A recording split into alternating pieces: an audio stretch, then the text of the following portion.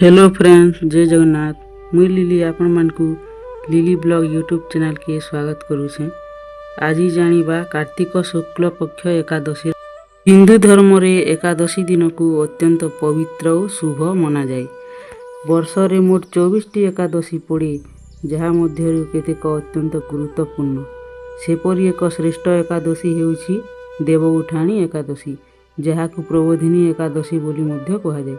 एही दिन हेउछि चतुर्मासर शेष दिन और श्री विष्णुंको निद्राभंगर दिन। देव उठाणी एकादशीर अर्थ यह जे देवतांकर उठिवा जाग्रत हेवा। पौराणिक गाथा अनुसार भगवान श्री विष्णु आषाढ़ शुक्ल एकादशी दिन निद्रारे पशिथिले और कार्तिक शुक्ल एकादशी दिन जागी उठंती। एही 4 मास अवधि को चतुर्मास बोली कहा जाए। ଏହି ଅବଧିରେ ସମସ୍ତ ମଙ୍ଗଳ କାର୍ଯ୍ୟ, ବିବାହ, ଗୃହ ପ୍ରବେଶ ଇତ୍ୟାଦି ଶୁଭ କାର୍ଯ୍ୟ ବନ୍ଦ ରହେ। ଦେବ ଉଠାଣି ଏକାଦଶୀ ଆସିଲେ ନିଦ୍ରାରତ ଦେବତା ଶ୍ରୀ ବିଷ୍ଣୁ ଜାଗି ଉଠନ୍ତି ଓ ଏହା ଶୁଭ କାର୍ଯ୍ୟ ଆରମ୍ଭ ହେବାର ସଙ୍କେତ ହୁଏ।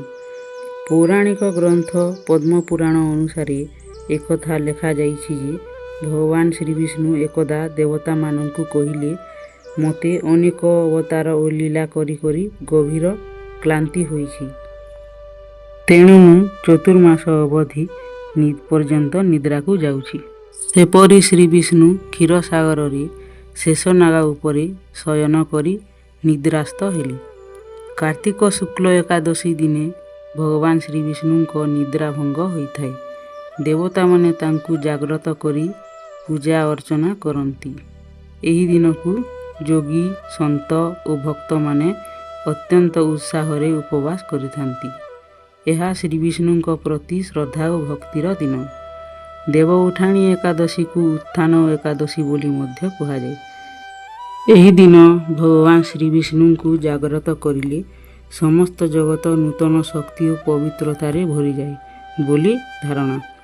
ଏହି ଦିନ ଯେ ଭକ୍ତିପୂର୍ଣ୍ଣ ଭାବରେ ଉପବାସ କରେ, ତାହାଙ୍କ ଜୀବନରେ ପୁଣ୍ୟ, ସଫଳତା ଓ ମୋକ୍ଷ ଲାଭ ହୁଏ।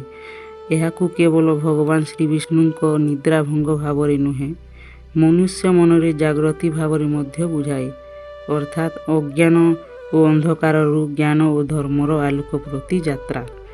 ଦେବ ଉଠାଣି ଏକାଦଶୀ ଦିନେ ଓଡ଼ିଶା ସହିତ ସମସ୍ତ ଭାରତରେ ଭଗବାନ ଶ୍ରୀବିଷ୍ଣୁଙ୍କ ତୁଳସୀ ବିବାହ ମଧ୍ୟ ପାଳିତ ହୁଏ। ଏହି ଦିନ ତୁଳସୀ ଓ ଶାଳଗ୍ରାମ, ଯାହାକୁ ବିଷ୍ଣୁର ରୂପ ମନାଯାଏ, ତାଙ୍କ ସହିତ ଶୁଭ ବିବାହ ହୁଏ। ଏହାକୁ ଦେବୀ ଲକ୍ଷ୍ମୀ ଓ ଭଗବାନ ବିଷ୍ଣୁଙ୍କ ପୁନଃ ମିଳନ ପ୍ରତୀକ ଭାବରେ ମଧ୍ୟ ଦେଖାଯାଏ। ଏହି ବିବାହ ହେଉଛି ପ୍ରକୃତି ଓ ପରମ ତତ୍ତ୍ୱର ସମ୍ମିଳନ, ଯେଉଁଠି ଭକ୍ତି ଓ ଶ୍ରଦ୍ଧା ମାନବ ଜୀବନକୁ ପବିତ୍ର କରେ। ଏଥିପାଇଁ ଆମେ ଦେବ ଉଠାଣି ଏକାଦଶୀକୁ ମାନିଥାଉ।